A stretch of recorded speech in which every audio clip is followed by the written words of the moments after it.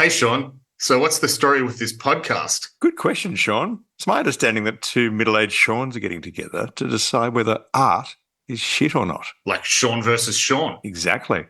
One Sean knows a lot about art and the other Sean a lot about insurance. Both are very middle aged and very Sean. So, is art shit?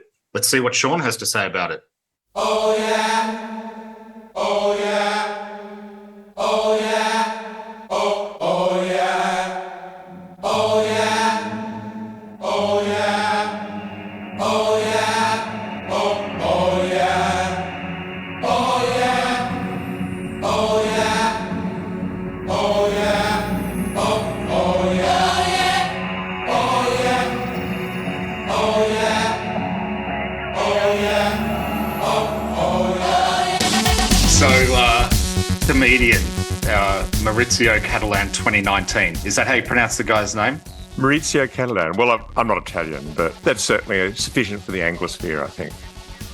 This one is the type of, and I'm doing air quotes now, art that really gets people riled up. There was a lot of, it basically went viral, didn't it? As soon as it, was released or came out, was presented, whatever. And, when it's been displayed, thousands and thousands of people go to see it. It's a banana taped to a wall. I mean, even you will have to admit this objectively, that's pretty shit.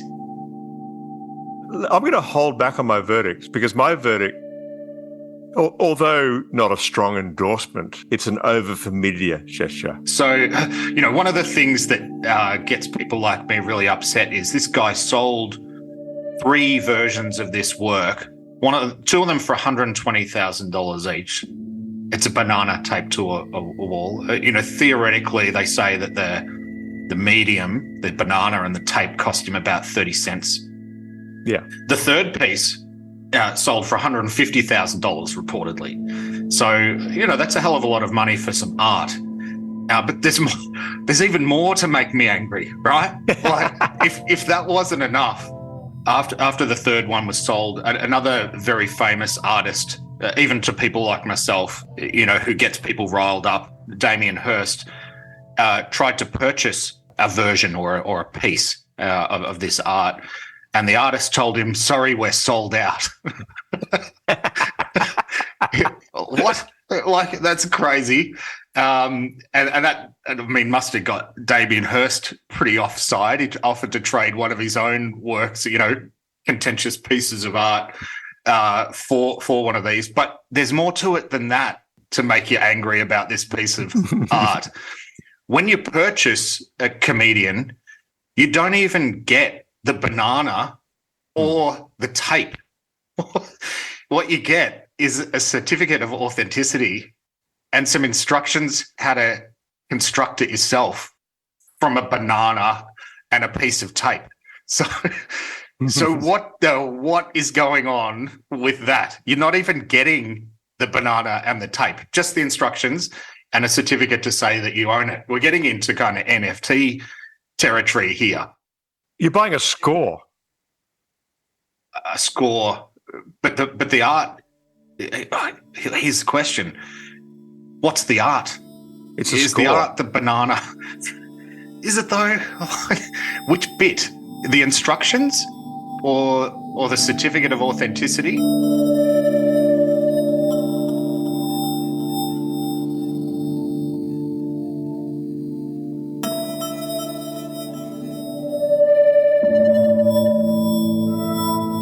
Well, there are 2 threads we're going to need to explore before we arrive at our verdict here. The first is conceptual art being reduced to a score and art being sold in editions whereby the artist agrees that you can only ever make 3. That would be why a 4th wasn't made available for sale. But the score is a curious thing to think about. Now, stepping outside of the visual arts, you don't have any problem buying a an architect's drawing for a house or a composer's score for a piece of music without the actual piece of music being performed or played for you, do you? No, I don't. No? Okay. So I had to think about it. yeah. So in a basic sense, we can understand that a score can be a form of intellectual property that can be bought and sold. Yes. Great. Now, this is obviously a radical reduction of the idea of a score that has its origins in conceptual art. But nevertheless, we can at least understand that it's not the physical or actual banana or tape that you're buying. You're buying the score in an edition of 3, as one of an edition of 3, and the sale of the first 2 made the price of the third one go up. We can at least understand that in terms of the laws of supply and demand and the sale of intellectual property. Yeah, I totally understand that component of it. Yep. Why people would spend $120,000 on it, that's less easy for me to get my head around. If we accept that there is something just patently absurd about art's status as a luxury good, as a commodity, along the lines of sports cars and high-heeled shoes and handbags and perfumes and jewelry. And the absurdity of that is also something that is interesting to artists conceptually. Now, another Italian artist many, many years ago, Piero Manzoni, sold a series of canned artist shit. Well, he's just, he was well ahead of our time in this podcast, wasn't he? If you are in some way, ironically perhaps, cheekily perhaps, but nevertheless entering into this absurd circular mayhem within which art, like those other kinds of luxury goods, assumes this kind of value, and then you add into that an artistic gesture, which ironically reinforces itself through its own success. Yeah. So its success in the market performs the absurdity of its conceptual premise. Yeah. Now, let's think about other kinds of goods in the world where you're paying a lot of money for the air around them, if you will. If we can park the actual banana and the tape, and I'm battling to do that. It's like the old, I've had this axe for 100 years. It's had 3 handles and 4 different heads, but it's the oldest axe in the world. Is it though? Okay, if you park the art in that would have been the recipe for the score for the axe, not the axe itself. Okay, you've managed to get me there. There's a score, right? I'm there, but a recipe or a score should be the description of something good. No, otherwise it's just the sheer absurdity of it. Is that the art? How did he manage to pull that off? Because objectively, like, this guy just looks like he's trolling. To me, there is some limit to the appeal of irony in art. And it is an ironic or cynical gesture. And it is one which performs itself insofar as I mentioned before, its accumulation of value as a luxury good and its capacity to comment upon that reinforces its own conceptual logic. So its aboutness is wound up in the absurdity of its presentation. It's a philosophical gesture because it's telling us something about that strange, as philosophers describe it, mutual insufficiency, which requires some kind of material gesture or object to communicate something and some kind of socially constructed context of presentation. And through that mutual insufficiency, an idea is transmitted from one consciousness to another. Now, irony is present when a literal meaning and a latent meaning stand in contradiction. And if you can recognize that contradiction, you're in on the joke.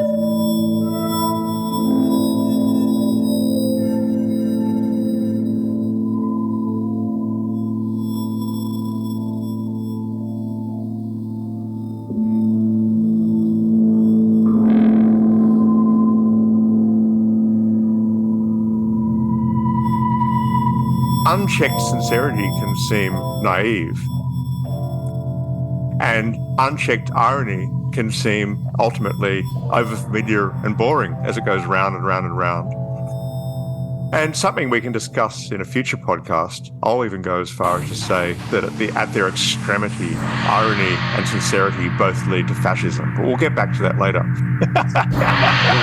Wow, that sounds like a long episode. Nevertheless, I think that there is a kind of overfamiliar conceit at play here, where building upon 100 years, tracing back to historical avant-gardes, artists such as Marcel Duchamp presenting regular household objects as art, and this slow absorption into an art market through the 1980s. Huge artists at the height of the contemporary art boom in New York in the 1980s, selling lava lamps and alarm clocks that were also on sale in luxury goods stores. But ultimately, as much as you're commenting upon the kind of culturally deadened nature of the elevation of luxury goods as commodity, you're also becoming complicit with it. And that's something that I think is happening with this work. As much as it's standing back and tongue-in-cheek offering a commentary on it, it is also utterly complicit with it.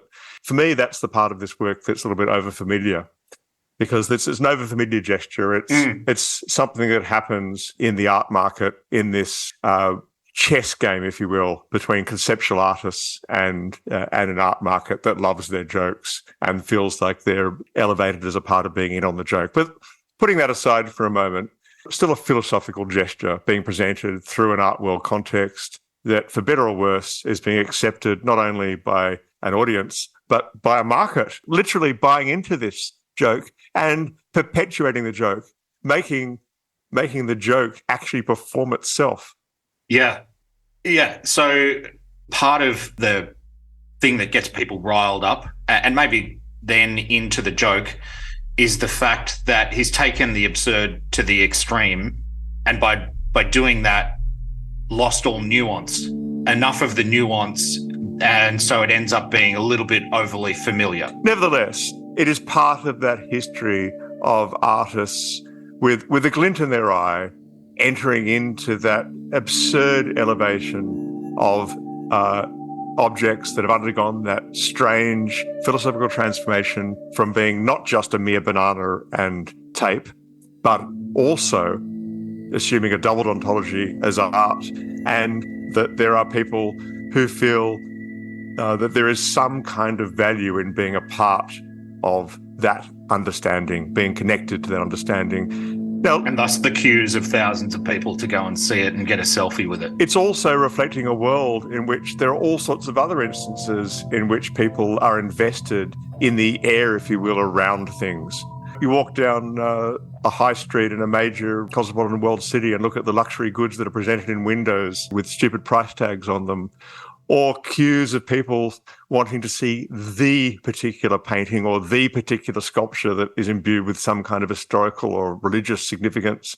Humans have this strange capacity to become overly invested in the mythologization and air, if you will, and the commodity elevation. We know that when you buy a designer handbag, most of that money is not the material cost or the production cost. You're buying the air. And so this artist is selling you the air, the vibe. but he knows he knows you're selling the air, and so does the collector. Yeah. And like he's giving you a hint. It's called comedian. It's not like, where's that title come from if he's not just trolling the audience? It's not just a joke. There's something reflecting something depressing about our investment in these kinds of things. And the extent to which we can accept that as a serious comment, I guess, is up for debate. There is something that is the antithesis of a joke in there as well. In what way? Like many other things in the world, art is a fiction. It is a fiction that is reflecting or revealing some truth about the nature of fictions. And perhaps that is its critical potential. Art has this capacity to demonstrate something about the absurdity of the way in which humans elevate ordinary objects, materials, things in the world, and give them all sorts of metaphysical, economic, spiritual significance.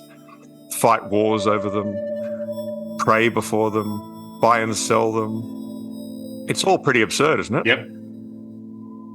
It is pretty absurd. Yeah. Is it darkly absurd as well? Well, something makes me angry. That's for sure. You're either inside or outside the joke. But I find that joke ultimately not particularly satisfying. I find it's overfamiliar. I find it something that I can't be bothered getting hot under my collar about. And I kind of half smile and I move on. You get the joke, but you don't find it super funny. well, it's more than a joke. It's something presented in relationship to humor through art. But it's to me, I'm not. I'm fairly ambivalent about this work. I'm not going to declare it shit, nor am I going to get really, really excited and try and convince you anymore. Yeah. Well, a couple of other things that are really interesting about this is, when it was first displayed, or more than once when it's been displayed, someone's gone up and eaten the banana. One of those people who ate the banana was a performance artist who called eating the banana a piece of performance art. Tell me we're not a long way down the rabbit hole at this stage. Well, of course, but as we mentioned at the beginning of this podcast episode, this is a score. Yeah, so they can just tape another banana up and it's the same piece. Yep, exactly. And they did. Yeah, you can play the symphony again. You can build the kit home again. Yeah. For me, this one's too much, and I get that I'm not in the queue of thousands of people to go and see this, but I'm being made angry by it, and that's something. But I just can't get my head around the fact that it's such an egregious affront to what should be considered art from my perspective. I'm having trouble taking it out of the shit column and putting it into the art column. Whereas for me, there's this kind of oscillation between it being mildly amusing and mildly depressing, and it's sort of oscillating in an ambivalence where it's like, yep, it's familiar to me. Next. Yeah. Oh yeah. All right. Oh yeah. Oh yeah. Done. Oh yeah. Oh yeah. Oh yeah. Oh yeah. Oh yeah. Oh yeah. Oh yeah. Oh yeah. Oh yeah. Oh yeah. Oh yeah. Oh yeah. Oh yeah.